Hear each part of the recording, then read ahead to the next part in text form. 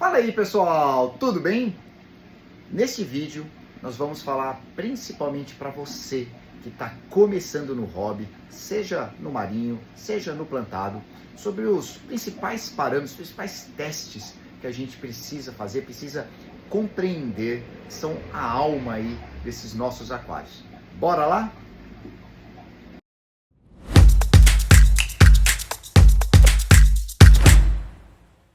É isso aí, pessoal. Então vamos lá.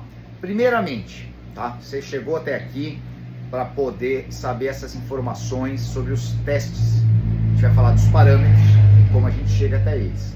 Primeiramente, pessoal, fiquem tranquilos, não vamos falar em termos técnicos. Nós não estamos conversando aqui sobre a profundidade da química na água. Você não vai ter um diploma, um certificado. Então não vamos complicar a situação. Vamos falar dessa sopa de letrinhas que é o mundo dos testes aí. Alguns se familiarizam mais, se identificam mais, outros nem tanto. Mas independente disso, quando nós nos dispomos a ter aquários, principalmente os plantados, principalmente os marinhos, a gente precisa pelo menos entender a relação e a importância desses testes e não somente pensar assim, não preciso de teste algum, é tudo muito simples, ou o oposto, preciso ter toda aquela maleta de testes e tudo mais, que também, acredito aí, a gente tem que ter o caminho do meio, o equilíbrio aí, para conciliar o nosso hobby com o que realmente os bichinhos precisam dentro do aquário, beleza? Então, sem mais delongas, bora lá! Primeiramente, acho que todo mundo conhece, eu deixei numa ordem aqui proposital, pH, KH e GH. Para o mundo do marinho, pessoal, muito importante dizer, tá? Vamos falar do pH e do KH. Por que não do GH, Márcio? Já vou simplificar aqui agora.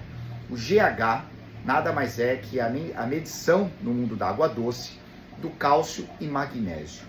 No marinho, o cálcio e o magnésio são medidos separadamente, isoladamente, beleza? Então isso já entra num outro patamar do aquarismo marinho, não é para quem está iniciando logo de cara. Então a gente vai, por enquanto, deixar de lado e num outro momento, ou aqui mesmo num bate-papo na loja, a gente se aprofunda na parte do cálcio e magnésio do marinho. Mas vamos falar então do marinho, do pH e KH.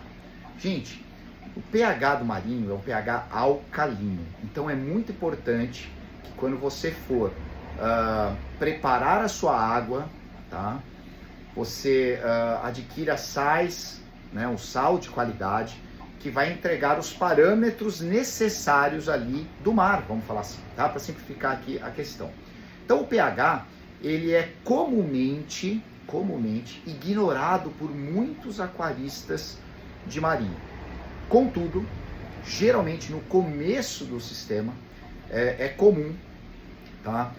Talvez por uma ineficiência de filtragem e tudo mais, ou a pessoa se empolga e coloca alguns peixinhos a mais fora da hora, e você tem uma tendência de ter uma carga orgânica muito grande, e carga orgânica muito grande tende a acidificar um sistema. Então, se todo o conjunto, e como eu disse, a gente não vai complicar aqui o assunto, não vamos colocar outras variáveis, tiver alguma deficiência a ponto dessa carga orgânica afetar o pH, você pode ter sérios problemas no aquário marinho também, tá? Não é só na água doce não. Então, importantíssimo a gente saber que o pH alcalino, o que é o pH alcalino? Gente, é a partir do 7.1 para cima, tá? O que é o pH ácido? 6.9 para baixo. E o pH neutro é 7. Também não vamos nos aprofundar em detalhes, porque isso, porque aquilo, tal. Isso aí é coisa que a gente dá nos nossos cursos, nos nossos bate-papos, e aí a gente se aprofunda um pouco mais, tá bom? Então é importante entendermos, pH alcalino é o pH acima de 7.1, e no caso do marinho, a gente gosta de manter entre 8 e 8.4, tá? Então é muito importante ter um teste de qualidade para você se certificar de vez em quando, tá? Já que você compra uma água boa ou prepara uma água com sal bom, se tá tudo em ordem ali no seu contexto. Tendo dito isso, tá? A gente vai para a alma do aquário. Exatamente, gente. KH. O que é o KH, Márcio? Reserva alcalina, tá? Vem do inglês, do alemão ali, as siglas. Então a gente às vezes se perde, mas é a reserva alcalina. Vamos continuar simplificando aqui, menos é mais, sem entrar em detalhes. Mas a dureza KH, tá? É uma dureza da água, exatamente, gente. A água tem durezas, tá? O KH é a medição que a gente vai fazer dos carbonatos e bicarbonatos que estão na água. E qual a importância do KH? E por enquanto estamos falando do marinho. Qual que é a importância do KH dentro do aquário marinho? Simplesmente, vamos colocar um número aqui, um patamar. O KH no marinho não pode ficar abaixo de 7. Então é de 7 para cima, e aí vai ter as diferenças de um sistema para o outro, mas procurando manter ali 7, 8, 9, vamos falar assim nessa escala. Se cair um pouquinho, você tem como repor, como complementar. Então o número cabalístico ali está ali, mas o 7 não pode ser ultrapassado aqui para baixo, tá? Não pode cair de 7. Por quê? Além das questões que nós já sabemos aí, quem frequenta aqui a loja, os grandes bate-papos, a gente sabe da importância da reserva alcalina na biologia, tá? Do sistema. Também estamos, no filtro biológico, também estamos falando da estabilidade deste carinha aqui. O KH ajuda muito na estabilização do pH. Então vocês já começaram a perceber que se o pH não pode ficar ácido e o KH tem o seu número ali, né, cabalístico ali, o número chave, né, para poder se manter ali no aquário, já dá para entender a importância de ambos dentro do aquário, tá? A ideia aqui não é dar nenhum puxão de orelha, nenhuma lição de moral, não é isso. Todo mundo em algum momento se perde aí. Mas para quem está começando, que tem tanta desinformação, tanto conflito de informações complexas, o importante é dizer que KH pode e geralmente influencia o pH. Então são dois testes muito importantes para se manter dentro do aquário marinho, inclusive. Beleza, pessoal? Tá? Então isso é muito importante. Procurem testes da sua confiança, testes que não oscilem com muita facilidade, que consigam ser bem armazenados e ter uma boa duração para poder o seu investimento aí ficar em segurança, ok? Tendo dito sobre o mundo do marinho, KH e pH, vamos acrescentar uma variável agora e partirmos para o mundo dos plantados. Então a gente já está indo para água doce, beleza, pessoal? Então, pessoal da água doce, bora lá. A gente tem o GH, o KH e o pH. Por que eu citei exatamente nesta ordem? Porque o GH pode influenciar o KH, que por sua vez influencia o pH. Não é à toa. Se você alterar o pH de uma água, tá? Vamos falar assim, só com uma química aí que é de afetar o pH, e estou procurando usar palavras aqui para não atropelar o conhecimento de ninguém, dificilmente você vai ter produtos que vão influenciar de baixo para cima. Então, se você tem um GH alto, você pode influenciar a reserva alcalina, que por sua vez influencia o pH, e não o oposto. Mas não vamos ficar nessa regrinha, vamos falar um pouquinho mais. Água doce, plantado, vamos lá, o que mudou então do marinho para a gente poder entender melhor aqui. No mundo dos plantados, o pH que melhor é utilizado, que precisa ser utilizado, é o pH ácido.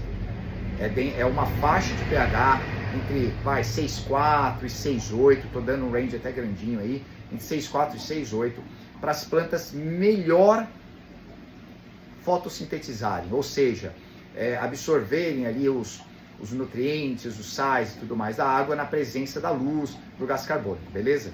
Que é o famoso CO2. Então, o pH tem que ser ácido. Lembra que eu falei? Qual que é o pH ácido? De 6,9 para baixo. E essa faixa aí que a gente comentou, de 6,4 a 6,8, é um número ideal para o plantado. Contudo, num aquário plantado que a gente tem a inserção do CO2 full time, o KH precisa ser monitorado com mais assiduidade. Por quê, gente? Vamos dar um exemplo. Digamos que você mantenha o KH em 5, que está ok ali para o filtro biológico, e você mantenha o pH em 6,5.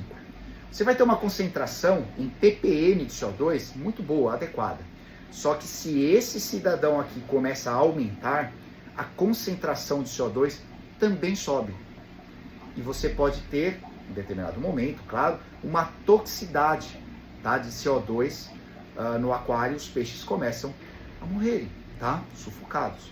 Então, pessoal, é muito importante monitorar frequentemente o KH e o pH para poder a concentração de CO2 ficar dentro dos níveis, dos números, né, desejados. E onde entra o GH nisso, Márcio? Vamos lá. O GH, diretamente para os peixes, não tem total influência. Contudo, há peixes de água mais mole e peixes de água mais dura, e é muito importante ficar atento em cima disso, tá bom? Mas as plantas precisam do GH, que é o cálcio e magnésio, né, os sais ali de cálcio e magnésio, numa quantidade um pouquinho mais elevada, tá?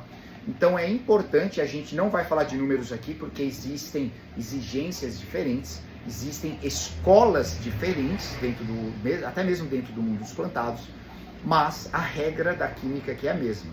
Se você tiver um GH muito alto, em algumas proporções, você pode ter o sistema de KH afetado e, por sua vez, o pH. Então, no mundo dos plantados, pessoal, é muito importante a gente ter o acompanhamento, principalmente desses 3 parâmetros. Existem outros parâmetros para ser medidos? Existem, mas para quem está começando, para quem está iniciando, essa sopa de letrinhas GH, KH e pH, isso é essencial da gente saber. Estamos combinados? Estamos certos por aqui? É isso aí, pessoal. Então, uma vez tendo anunciado para vocês um pouquinho desses 3 importantíssimos parâmetros, testes aqui, principalmente falando da água doce, né, que a gente falou 3 por conta do GH, mas no marinho aí esses 2 importantes testes.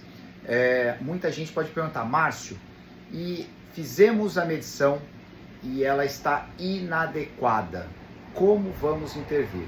Gente, esse aí já é uma outra história, fica para um outro vídeo, mas a dica que eu dou e que seja tocada aí por vocês, procure o seu lojista de confiança aí na sua região. Se você for cliente nosso aqui, estiver vendo esse vídeo, passa por aqui, manda mensagem para a gente no WhatsApp.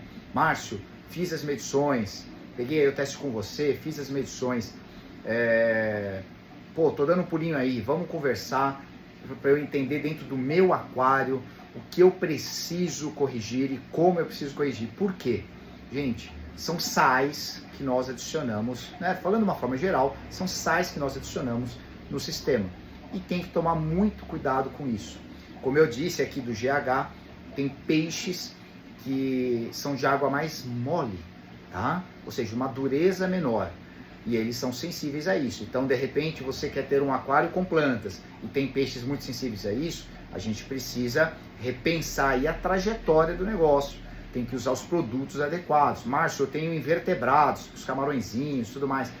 É uma outra dinâmica. Então, a gente não vai aqui atropelar um vídeo com uma informação tão importante, que é falar de cada um desses 3 parâmetros, desses 3 acompanhamentos, e de repente se perder por conta da variedade, né, de mundos, principalmente nos plantados, ou na água doce, né, vamos falar assim, que o pessoal quer ter as plantas no meio, por conta desses sais, desses produtos. Sem contar que tem uma infinidade de fabricantes e marcas, então procure o seu lojista de confiança, porque tem elementos, tem sais que não têm a mesma pureza que outros, que permitem menor ou maior absorção, enfim, gente, aí entra numa outra história, no outro mundo, e aí começa a ficar um pouquinho mais complexo, mas se você já compreendeu a essência, a importância dos 3 parâmetros aí de medição do aquarismo,